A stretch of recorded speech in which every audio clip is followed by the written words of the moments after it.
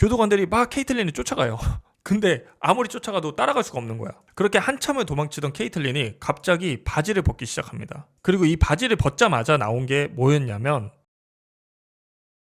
자, 콜린은 최고의 사이클 선수였습니다. 레드불에서 협찬도 받고요. 되게 유명한 경주에서도 우승하는 그런 선수였어요. 이 레드불이 원래 익스트림 스포츠 업계 이런 거 후원을 되게 많이 하잖아요. 그래서 자전거라든지 스카이다이빙, 스키 이런 과격한 스포츠를 하시는 그런 선수분들한테는 이 레드불 후원을 받는다는 것 자체가 진짜 에이스 선수라는 인증이라고 합니다. 근데 콜린이 진짜 대단했던 게 뭐냐면, 콜린은 어떤 경기에 나가가지고 이기고 지고가 중요한 사람은 아니었어요. 콜린한테는 좀 더 큰 꿈이 있었습니다. 이 사이클 경기의 대중화라는 꿈이었는데, 사람들이 좀 더 우리 경기에 관심을 갖고 그랬으면 좋겠는 거예요. 그래서 팟캐스트도 출연하고 되게 열정적이었던 선수였습니다. 자, 근데 여러분들 생각해보세요. 남자가 얼굴 괜찮고 운동 잘하고 돈도 잘 벌고 자기 일에 빠져가지고 엄청 프로페셔널해. 그러면 당연히 여자들한테 인기도 많겠죠. 그래서 여자 사이클 선수들도 많이 만나고 다니고 실제로 대시도 엄청나게 받은 선수였습니다. 자, 근데 이렇게 여자한테 인기 많은 콜린한테는 여자친구가 있었는데요. 이 여자가 오늘의 주인공 케이틀린이었어요. 케이틀린은 콜린처럼 방송을 안 해가지고 대중에 딱히 알려진 정보는 많이 없지만, 이 콜린이 왜 선택했는지 알 것 같은 여자였어요. 일단 외모가 진짜 예쁘고 몸매도 좋습니다. 무엇보다 직업이 되게 좋았는데 금융권 출신이었대요. 그리고 콜린이랑 비슷한 점도 하나 더 있었는데, 운동을 엄청 좋아한다는 거였어요. 이 둘이 어떻게 만났는지는 좀 정확하진 않은데, 어쨌든 케이틀린은 콜린이랑 만나게 되면서 자전거에 빠져들었고, 나중에는 이제 이 자전거 아마추어 레이싱까지 할 정도로 자전거 실력이 늘었다고 합니다. 그러다가 이제 둘이 꽤 진지하게 만나게 된 계기가 생기는데, 팬데믹 아시죠? 코로나. 이 코로나가 터지게 되면서 둘은 같이 살기 시작합니다. 그러면서 이제 사업도 같이 시작을 하게 됐는데, 이 중고 트레일러 같은 거를 좀 예쁘고 새 거 같은 트레일러로 고쳐주는 사업을 시작했다고 해요. 이 사업의 운영은 콜린이 맡았고요. 그리고 세무나 숫자 관련된 거는 금융권 출신인 케이틀린이 맡습니다. 자, 일단 이 정도 되잖아요. 그러면 같이 살고 사업도 같이 하는 거면은 얘네는 일반적인 커플이라고 보기에는 좀 무리가 있고, 비즈니스까지 함께하는 약간 반 정도는 부부라고 봐도 될 정도의 사이였습니다. 근데 이런 케이틀린과 콜린 사이에도 문제가 하나 있었어요. 그건 바로 콜린의 여자 문제였는데, 이 안 그래도 케이틀린은 약간 질투도 심하고 다른 여자들을 되게 경계하는 스타일이었단 말이죠. 근데 콜린은 되게 인기도 많고 여자 선수들한테도 러브콜을 꽤 많이 받았단 말이야. 그나마 같이 살기 전에는 콜린도 혼자 케이틀린 몰래 이제 여자도 만나고 좀 즐길 거리를 즐길 수가 있었는데, 같이 살게 되고 사업도 같이 하게 되면서 케이틀린이 콜린의 그 이메일 주소, 전화번호, 아이디, 비밀번호 이런 거를 다 손에 쥐게 된 거예요. 그러다 보니까 케이틀린한테 이런 사생활이 걸리게 됩니다. 이게 사업을 같이 하게 되면 어쩔 수가 없어요. 왜냐면 이메일도 대신 보내야 될 때가 있고 SNS에 게시물을 대신 올려야 될 때도 있으니까 집착을 해가지고 알아냈다기보다는 사업을 하면 어쩔 수 없는 과정입니다. 어쨌든 케이틀린이 어느 날 콜린의 이메일을 까봤나 봐요. 근데 콜린이 다른 여자랑 메일을 주고받고 있는 것처럼 보이는 메일을 발견합니다. 그래서 이건 뭐지? 하고 메일을 딱 까봤는데, 둘이 엄청 사랑해 좋아해 이 정도까지는 아니지만 뭔가 썸을 타고 있는 듯한 뉘앙스를 풍겼어요. 그래서 케이틀린이 진짜 너무 화가 나가지고 바로 콜린한테 가서 따집니다. 인연 누구냐고. 콜린은 그냥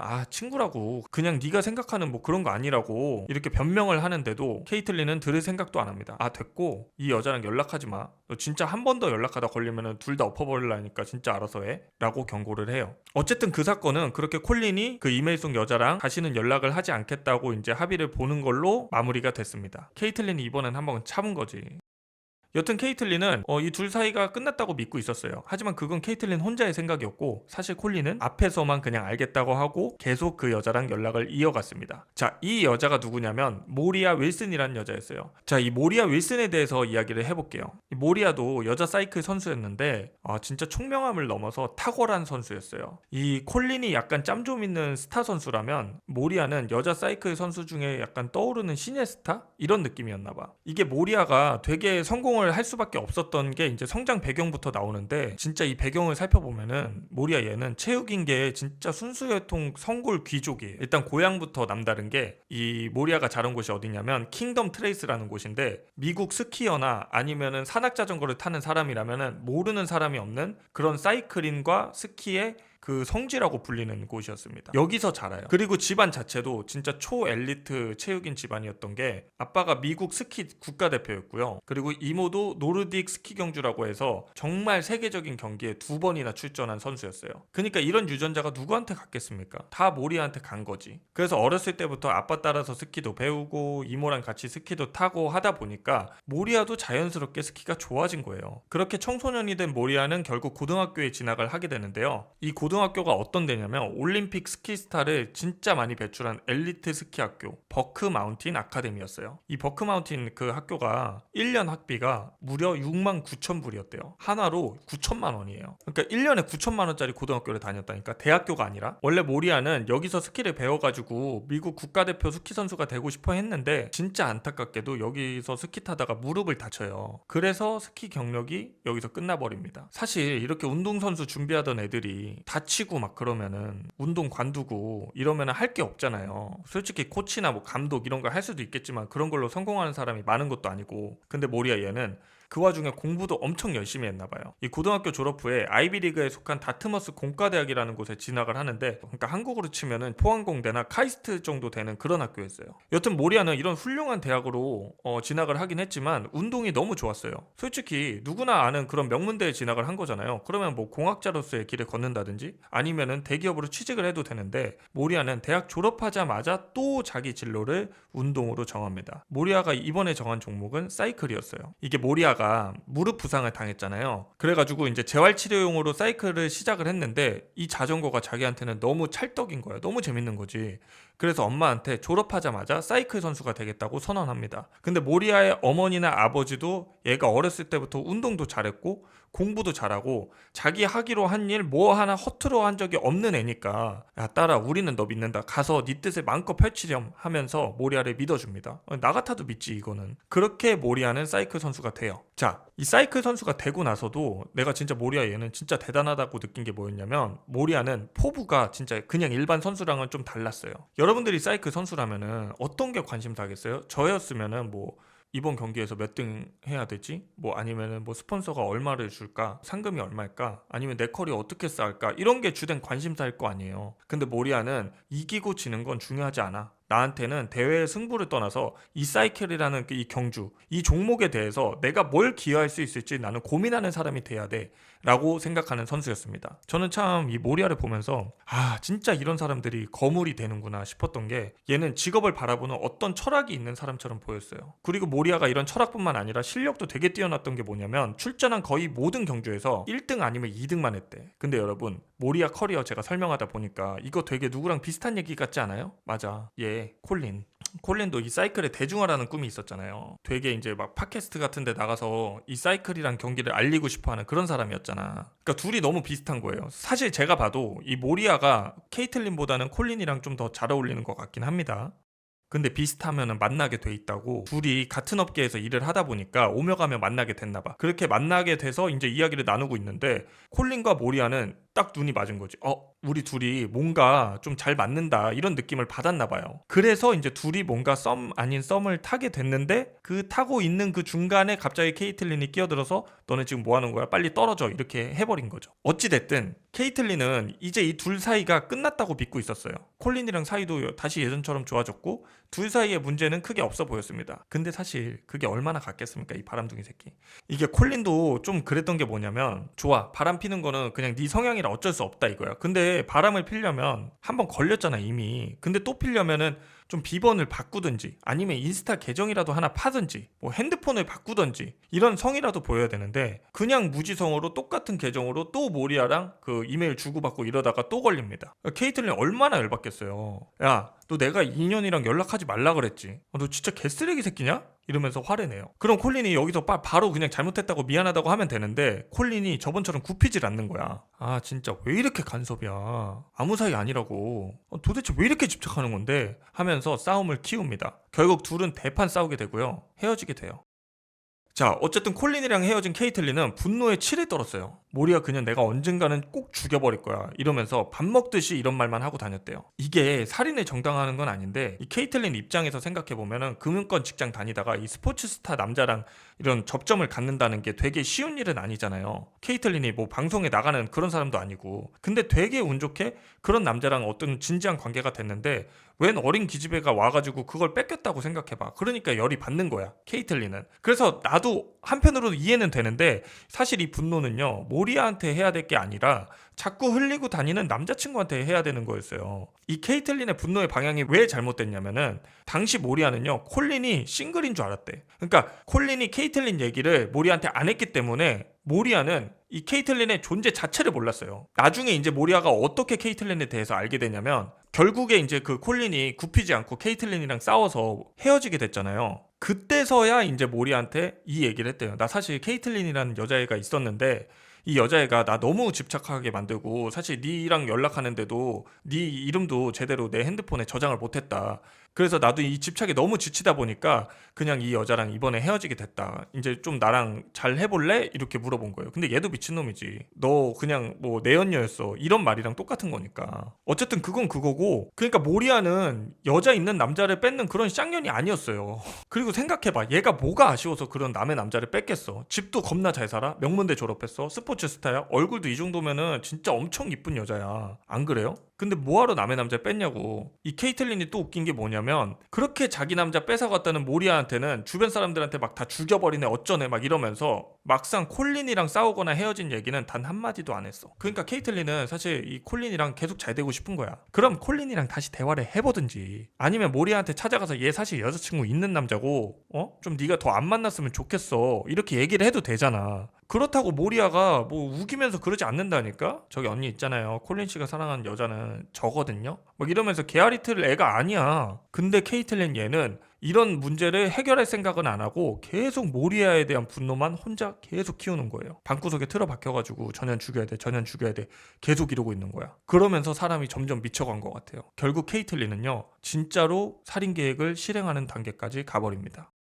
케이틀린이 어떻게 살인 계획을 세우냐면 일단 케이틀린은 콜린 비밀번호랑 개인정보 이런 거 훤히 다 알고 있잖아요. 메시지, 전화 기록 다 몰래 콜린 아이디로 로그인해서 다 수집을 하기 시작해요. 뭘 수집해? 콜린이랑 연락하고 있는 모리아의 정보, 개인정보, 어디 사는지, 무슨 대화를 나누는지 이런 거. 그리고 심지어 콜린의 위치 추적을 통해서 이 모리아의 위치를 찾아내려고 합니다. 이 당시 이제 이 위치 추적을 했던 어플이 뭐였냐면 이 스트라바라는 앱을 썼다고 하는데 러닝 크루 뭐 아니면은 달리기 뭐 자전거 이런 거 하는 사람들이 자기 몇 킬로 달렸는지 어디로 달렸는지 이런 거 기록하는 앱 있잖아요. 그런 앱이래요. 이걸 또 콜린 아이디로 로그인해서 방구석에서 보고 있는 거야. 존나 음침하게. 그러니까 당시 케이틀린은 이제 콜린이 어디 있는지 모라이어랑 무슨 대화를 나누는지 다 알고 있어요. 완전 손바닥 안에 있는 거예요. 그렇게 계속 정보를 수집하면서 기회만 보고 있던 케이틀린에게 드디어 기회가 찾아옵니다. 2022년 5월 10일 텍사스 오스틴에서 그래블 로코스라는 대회가 열려요. 이 경기가 되게 유명한 경기래요. 그리고 여기에 모리아가 참가를 하게 됩니다. 이 모리아는 당시에 콜린이랑 잘 되고 있으니까 콜린 나 이번에 그래블 로코스 나간다 이러면서 문자를 보냅니다. 그러니까 콜린이 아 그래? 그러면 내가 거기 가서 응원도 해주고 밥도 사줄 테니까 뭐 같이 데이트나 한번 할까? 이렇게 물어봐요. 근데 한편 케이틀린은 이 문자 내용을 다 보고 있었겠죠? 이게 너무 안타까웠던 게 뭐냐면 모리아나 콜린이나 케이틀린이 이걸 보고 있다는 걸 모르잖아. 그래가지고 그냥 어디 대회만 참가한다고만 얘기를 했어도 괜찮았는데 이 모리아가 자기 해킹당하고 있는지 모르고 자기가 어디서 묵을 건지 다 얘기를 해요. 콜린한테. 케이틀린이 다 보고 있는데 나 오스틴에 친구가 있거든? 거기서 친구가 며칠 있어도 된대. 그래서 나 거기서 자려고 이런 식으로. 그동안 사실 케이틀린이 모리아를 살려뒀던 게 뭐였냐면 이 콜린 위치는 알 수 있는데 모리아가 어디 있는지는 모르잖아. 케이틀린이 해커도 아니고. 그래서 못 죽이고 있었던 것 뿐이야. 근데 모리아가 자기 입으로 자기가 어디서 혼자 있게 되는지 얘기를 해준 꼴이 된 거예요. 케이틀린한테. 케이틀린 입장에서 이건 기회지. 이 문자를 보자마자 케이틀린은 총을 들고 텍사스 오스틴까지 날아갑니다. 그래서 이제 경기가 열리게 됐고요. 2022년 5월 10일에 열려요. 모랑 케이틀린은 둘 다 텍사스 오스틴에 도착했어요. 모리아는 모리아는 도착하자마자 이제 콜린을 만난 건 아니고 그냥 하루 정도 컨디션 관리한 다음에 다음 날인 5월 11일에 콜린을 만납니다. 이 콜린이 이날 오토바이를 끌고 왔나 봐요. 그래서 드라이브도 하고 수영장도 가고 저녁도 먹습니다. 저녁 식사가 끝난 두 사람은 이제 식당에서 나왔고 콜린은 모리아를 오후 8시 30분쯤에 모리아의 숙소에 데려다 줍니다. 그리고 이 모든 위치를 케이틀린은 아까 말한 스트라바 앱으로 추적하고 있었어요. 잠시 후에 콜린이 떠나고 모리아가 숙소에 혼자 있다는 거를 확인한 케이틀린은 모리아의 숙소로 찾아왔고 그녀에게 총 3발을 발사합니다.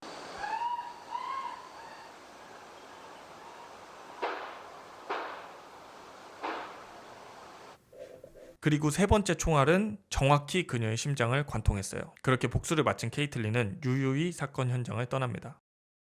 모리아는 그 자리에서 즉사했고요. 사건 직후 5시간 정도 지나서야 친구에 의해서 발견돼가지고 911에 신고가 접수돼요. 자, 현장에 처음 도착한 형사들은 이거 왠지 강도 사건 같다라고 생각을 했어요. 처음엔. 그럴 수밖에 없었던 게 이 모리아의 자전거가 없어졌거든. 이 자전거가 엄청 비싼 거니까 이걸 뺏으려고 했나 보다 싶었는데 근데 집을 아무리 뒤져봐도 강도가 침입한 흔적조차 찾을 수가 없는 거예요. 그래서 이 가설은 무효가 됩니다. 그래서 두 번째는 혹시 이게 치정살인 같은 건가? 라고 생각을 했나 봐요. 그래서 모리아의 인맥을 캐고 캐다 보니까 콜린을 알게 됩니다. 그리고 콜린도 파보니까 콜린한테는 케이틀린이란 여자친구가 있었고 그동안 케이틀린과 콜린, 모리아 사이에 있던 스토리도 다 알게 돼요. 그럼 경찰 입장에서 가장 수상한 사람이 누구야? 케이틀린이랑 콜린이겠죠? 근데 이 콜린은 수사 대상에서 빨리 벗어날 수 있었던 게 콜린은 모리아의 사망 추정 시간에 누구랑 통화를 하고 있었대요. 그럼 이제 남은 사람 누구죠? 케이틀린이죠. 경찰은 케이틀린을 의심하기 시작합니다. 자, 의심의 단서가 뭐였냐? 일단 경찰이 콜린을 찾아가거든요. 그리고 콜린에게 인터뷰를 요청해요. 근데 인터뷰를 막 하고 있는데 콜린의 집 앞에 어떤 검은색 SUV가 서 있는 거야. 근데 이 SUV 차량이 어떤 차량이냐면 이 경찰이 처음 이제 현장에 도착했을 때 모리아 숙소 앞에 설치된 CCTV가 있었거든요. 그 CCTV에 찍혀있던 차량이야. 근데 당시에 이제 CCTV로 번호판을 확인해 보면 되는데 이 번호판을 보려고 해도 자전거 렉으로 이제 번호가 가려져 있어서 확인이 안 됐대요. 근데 이게 콜린 집 앞에 딱 있는 거지. 그래서 형사들이 콜린 씨, 저 차는 뭐예요? 누구 거죠? 이렇게 물어보니까 콜린이 이거요? 제 여자친구 케이틀린 차인데요? 라고 대답을 합니다. 그리고 실제로 번호 조회해보니까 켈린께 또 맞아 또. 그래서 경찰은 와 이거 빼박이다 싶었지만 케이틀린을 살인죄로 체포할 수는 없었어요. 뭔가 증거가 없으니까. 근데 일단 신문은 해야 될 거 아니야. 그래서 경찰이 어떤 수를 쓰냐면 케이틀린이 예전에 이 보톡스 시술을 했는데 이 시술 비용을 지불을 안 한 일이 있었나 봐요. 그걸 찾아내서 영장 발부를 합니다. 자, 케이틀린은 신문을 받게 되는데 이 신문 내내 불성실한 태도를 보였어요. 이 경찰이 케이틀린 씨 5월 11일에 뭐 하고 있었어요? 이렇게 물어보는데도 질문에 대한 답은 안 하고 경찰관님 저 집에 보내주세요. 저 집에 가고 싶다니까요? 이런 대답만 주구장창했어요. 그러니까 이게 케이틀린 입장에서는 방어를 하겠다는 스탠스였던 것 같은데 이게 오히려 경찰을 더 의심하게 만듭니다. 그래서 경찰이 아무래도 저 여자애가 맞는 것 같은데 야 조금만 더 파면 나올 것 같은데 라고 생각하던 찰나에 갑자기 취조실로 직원이 찾아와요. 과장님 케이틀린 풀어줘야 될 것 같은데요? 야 그게 뭔 개소리야? 야 취재 이제 시작했어 임마. 아니 그게 아니고요. 영장에 생년월일을 잘못 써가지고 영장이 무효가 됐대요. 이게 이 형사분들이 진짜 실수했던 게 뭐냐면 케이틀린 체포영장을 발부를 하는데 거기에 그 케이틀린 생년월일을 잘못 적은 거예요. 누구는 뭐 그럴 수도 있어. 그게 뭐가 문제냐. 생년월일 하나 틀린 건데 라고 생각할 수도 있는데 그게 아니야. 영장이란 게 아무래도 이제 사람 기본권을 침해하는 거잖아요. 그래서 진짜 엄격하게 집행이 돼야 돼. 그래서 토시 하나 틀리면 안 돼요. 그러니까 지금 이 체포영장은 이제 휴지 조각이 된 거야. 아무 효력도 없어. 근데 경찰은 이미 체포를 해가지고 신문을 했잖아요. 케이틀린을 압박했잖아. 그러니까 케이틀린한테 아무런 그런 체포도 못하고 그냥 본인이 의심받고 있다는 정보만 흘려준 꼴이 돼버린 거예요. 이제 케이틀린 집에 가서 어떻게 하겠어요? 바로 증거인멸을 하든지 도망가든지 할 거 아니에요. 근데 뭐 어떡해. 영장이 아예 무효인데. 결국 다른 방법을 찾을 수 없던 경찰은 이렇게 케이틀린을 허무하게 풀어줍니다. 그리고 소잃고 외양간 고치듯이 영장을 다시 써요. 근데 이 영장이라는 게 지금 쓰면은 지금 바로 나오나요? 판사가 판단도 해야 되고 하면은 며칠 걸린다고. 그래서 이 며칠 동안 경찰은 발만 동동 구르고 있는 거야. 케이틀린은 오히려 시간을 번 거였어요. 그리고 불안한 예감은 항상 맞는다고 하죠. 며칠 후에 경찰이 다시 발부된 영장 들고 케이틀린 찾아갔을 때 케이틀린은 집에 없었습니다. 이미 도망간 거죠. 어쩔 수 없어. 이거는 이제 벌어진 일이니까 어쩔 수 없는 거고 어쨌든 경찰은 케이틀린을 잡아 넣어야 됩니다. 근데 용의자가 도망을 치면 보통 가족이나 친구 집에 숨는데요. 그래서 경찰은 일단 케이틀린 주변 탐문부터 시작합니다. 친구고 가족이고 막 전화 다 돌리는 거예요. 그렇게 케이틀린 본 적 있나요? 케이틀린 본 적 있나요? 하다가 뉴욕에 있는 케이틀린의 여동생에게 중요한 정보를 하나 접수합니다. 언니가 며칠 전에 저희 집에 오긴 했는데 근데 뭐 텍사스 오스틴으로 간다고 하길래 뉴욕에 있는 공항까지 제가 데려다 주고 왔어요 라고 하는 거예요. 그래서 경찰이 뉴욕 공항 한번 뒤져봐야 되나 라고 생각하고 있는데 갑자기 몇 시간 뒤에 여동생이 말을 바꿉니다. 언니가요 사실 비행기 대신 차를 끌고 간다고 했어요. 경찰은 이게 뭔 소린가 싶었어요. 야 공항까지 데려다 줬다며 근데 차를 끌고 간다고? 아니 뉴욕에서 오스틴까지 차로 24시간이 넘는 거리인데 공항에 도착해가지고 굳이 차를 끌고 간다고? 얘네 이거 우리 물먹이려고 하는 것 같은데. 경찰은 도저히 여동생 말을 믿을 수가 없었어요. 그래서 일단은 동생 말 쌩까고 뉴욕 공항에서 출발하는 비행기 중에 텍사스 오스틴행으로 가는 거 그 항공편을 다 뒤져봅니다. 근데 어떤 비행사의 항공권을 확인해도 케이틀린이란 이름이 들어가는 항공권은 없었어요. 그러니까 형사들은 아무리 생각해도 이해가 안 되는 거야. 아니 그러면은 진짜 차 타고 갔다는 거야? 비행기 냅두고? 이게 말이 되나? 라고 생각하고 있는데 수사관 머리에 뭔가 한 가지 생각이 빡 스칩니다. 야 그러고 보니까 케이틀린이랑 그 여동생인지 뭔지 아는 애 되게 닮지 않았었냐? 혹시 여동생이 여권이라도 빌려준 거 아니야? 야 걔 이름 뭐였냐? 크리스티? 크리스티 이름으로 돼 있는 항공권 다 뒤져봐. 그리고 이 아저씨의 추리가 적중한 거야. 진짜 크리스티라는 이름으로 된 항공권이 하나가 발견이 된 거예요. 근데 목적지가 아까 여동생이 말하는 거는 텍사스 오스틴이었잖아요. 거기 아니야. 미국에서 2000km 떨어져 있는 코스타리카였습니다. 외국으로 날른 거죠. 케이틀린은 여동생이 빌려준 여권을 챙겨서 코스타리카 하코라는 도시로 날랐어요. 그리고 이 도시에서 아예 눌러 앉아 살기로 합니다. 일단 머리를 염색하고 본인 케이틀린이잖아요. 본명이. 이름도 바꿔버려요. 베스라고. 게다가 취직도 합니다. 요가 강사로. 근데 이제 케이틀린이 가만히 생각해보니까 이 하코라는 도시가 살기 좋긴 한데 뭔가 여기서 계속 살아가기엔 문제가 있겠다 싶었어요. 왜냐면 여기가 중미 대륙이잖아. 코스타리카면은. 그러니까 멕시칸 약간 이런 느낌이잖아. 남미 스타일. 그래서 사람들 피부색이 다 어두운데 자기만 백인이야. 그러니까 너무 눈에 띄는 거예요. 케이틀린은 이게 좀 불안했나 봐요. 그래서 한 번 더 이사를 갑니다. 이 산타 테레사라는 곳인데 여기가 서핑으로 되게 유명한 도시라서 외국인 관광객이 많아가지고 여기도 백인 저기도 백인인 도시였대요. 그러니까 케이틀린이 딱 도착하니까 여기가 내가 살기에 참 안성맞춤이겠구나 싶었나 봐요. 케이틀린은 여기서 다시 자리를 잡습니다. 케이틀린은 아예 새로 태어나고 싶었어요. 머리 색깔이나 이름만 바꾸는 게 아니라 얼굴까지 바꿔서 누구도 자신을 알아볼 수 없게 찾을 수 없게 하고 싶었던 거죠. 그래서 현지 성형외과를 찾아서 성형수술까지 받습니다. 그래서 얼굴이 완전히 달라져요. 하지만 이게 케이틀린의 실수였어요. 케이틀린은 자기가 어디 사는지 스스로 기록을 남기는 짓을 해버린 겁니다. 이 성형수술도 수술이기 때문에 기록이 남잖아요. 근데 당시 경찰은 산타 테레사까지는 쫓아와 있었단 말이야. 현지 제보를 통해서. 사실 경찰 입장에서는 거의 80% 이상 잡은 거나 다름이 없었거든요. 여기만 뒤지면 돼. 근데 그 나머지 20%를 채우는데 되게 시간이 오래 걸릴 예정이었습니다. 왜냐면 이 산타 테레사가 도시잖아요. 그러니까 동네가 한두 군데가 아닌데 어디 동네부터 찾아. 그렇다고 공개 수배를 할 수 있는 것도 아니잖아. 공개 수배 해버리면 케이틀린 바로 도망가 버리는데. 그러니까 그냥 맨땅에 헤딩하듯이 현지인들 일일이 사진 다 보여주면서 이 여자 아냐 이 여자 아냐 어디서 본 적 있냐 이렇게 찾고 있었단 말이지. 근데 경찰이 그냥 아예 무지성으로 찾고 있었던 건 아니고 조금씩 정보는 수집해 오고 있었어요. 그중에 제일 중요했던 정보가 뭐였냐면 여기서 관광객 상대로 이제 장사하고 있던 아저씨가 준 제보인데 내가 이 여자 본 적이 있다. 근데 지금은 이렇게 안 생겼다라고 이제 제보를 한 거예요. 코가 조금 더 높았던 것 같다라고. 그러니까 그 말 들은 형사들은 직감적으로 이제 얘 성형했구나. 그러면은 수술 기록도 남아있을 텐데? 라고 생각을 하게 된 거지. 이 수술 기록만 접수를 하면은 케이틀린이 살고 있는 동네까지는 특정을 할 수가 있는 거야. 그러면 엄청 좁혀지는 거죠, 수사망이. 그렇게 경찰은 수술 기록 다 뒤져가지고 접수를 하고요. 케이틀린이 살고 있는 동네로 경찰이 이동을 합니다. 여기서부터는 일도 아닌 거예요. 경찰이 당시에 갖고 있던 정보가 이 케이틀린이 요가 선생이라는 것도 알고 있었거든요. 그러니까 이 동네 안에 있는 요가 학원만 다 뒤져보면 돼. 결국 케이틀린은 사건 발생 한 달이 좀 넘은 6월 29일에 요가 수업 도중에 체포되게 됩니다.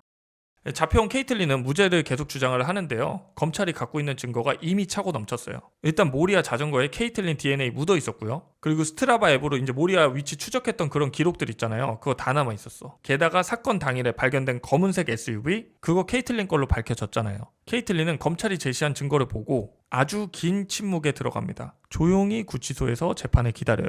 그리고 의외로 구치소 생활도 되게 모범적으로 했다고 합니다. 구치소에서 살도 빼고 운동도 되게 열심히 했대요. 자 여러분, 케이틀린은 정말 다 포기하고 빵에 들어갈 준비를 하고 있었던 걸까요? 아니요. 사실은 이도 저도 안 될 것 같으니까 탈옥을 준비하고 있었어요. 그녀가 그렇게 운동하고 살 빼고 했던 이유는 안 잡히고 빨리 뛰려고 그랬던 거예요. 재판을 기다리면서 1년 넘는 시간 동안 케이틀린은 기회만 보고 있었던 거야. 도망칠 기회. 그러던 2023년 10월 11일 사건 발생된 지 이제 한 1년 넘었죠. 케이틀린에게 드디어 기회가 찾아옵니다. 이 케이틀린이 외부 병원으로 외진에 다녀오게 된 거예요. 진짜 마지막 기회였어요. 외부 병원이니까 교도소처럼 경비 서는 사람도 없고 높은 벽도 없잖아요. 너무 탈옥하기 좋은 환경이잖아. 자, 그렇게 탈옥 당일 케이틀린이 이제 호송차를 타고 교도소를 떠납니다. 그리고 병원으로 향하는 호송차 안에서 케이틀린이 오늘이다. 오늘 도망쳐야 된다. 진짜 이번 기회 놓치면은 나 절대 바깥 세상 못 본다. 하면서 마음을 굳게 먹습니다. 잠시 후 호송 차량이 병원에 도착을 했고요. 교도관은 케이틀린의 수갑을 풀어주면서 얘기합니다. 케이틀린 씨, 여기 외부 병원이니까 수갑 풀어드리는데 허튼 생각하지 마세요. 케이틀린은 교도관님 너무 걱정하지 마세요. 제가 이 옷 입고 어디 가요? 하면서 교도관을 안심시킵니다. 그렇게 케이틀린은 이제 진료실에 들어가서 진료를 마쳐요. 그리고 다시 교도관 앞으로 가야 되잖아요. 근데 딱 이때 교도관이 잠깐 한눈을 팔고 있었던 거야. 그걸 케이틀린이 본 거지. 그걸 보자마자 케이틀린은 미친 듯이 뛰기 시작합니다. 케이틀린이 안 그래도 운동도 좋아하고 잘하잖아요. 근데 최근에 살도 빼고 체력 단련까지 했으니까 몸이 얼마나 가벼워. 전력 질주로 무려 1.6km를 달려갑니다. 교도관들이 막 케이틀린을 쫓아가요. 근데 아무리 쫓아가도 따라갈 수가 없는 거야. 그렇게 한참을 도망치던 케이틀린이 갑자기 바지를 벗기 시작합니다. 그리고 이 바지를 벗자마자 나온 게 뭐였냐면 내복이었어요. 이 케이틀린이 얼마나 철저하게 준비를 했냐면 이 죄수복 입고 돌아다니면은 금방 잡힐 거 아니에요. 그러니까 이 안에 내복을 입은 거야. 내복을 입어서 이제 가다가 바지를 벗으면은 바로 민간인처럼 이제 위장할 수 있게. 물론 내복도 좀 정상적이진 않지만 그래도 그 죄수복보단 낫잖아. 자, 근데 사실 아무리 뛴다고 해도 뛰어서 감옥을 어떻게 탈출하겠습니까? 결국 케이틀린은 도주 1시간 20분 만에 잡히게 됩니다. 뭐 여튼 이제 케이틀린은 재판을 받아야겠죠? 2023년 11월에 90년형을 선고를 받았다고 합니다. 텍사스 교도소에 지금은 수감되어 있고요. 말이 90년형이지 사실 케이틀린 나이가 당시에 이제 35살이었으니까 죽을 때까지 있게 된 거죠.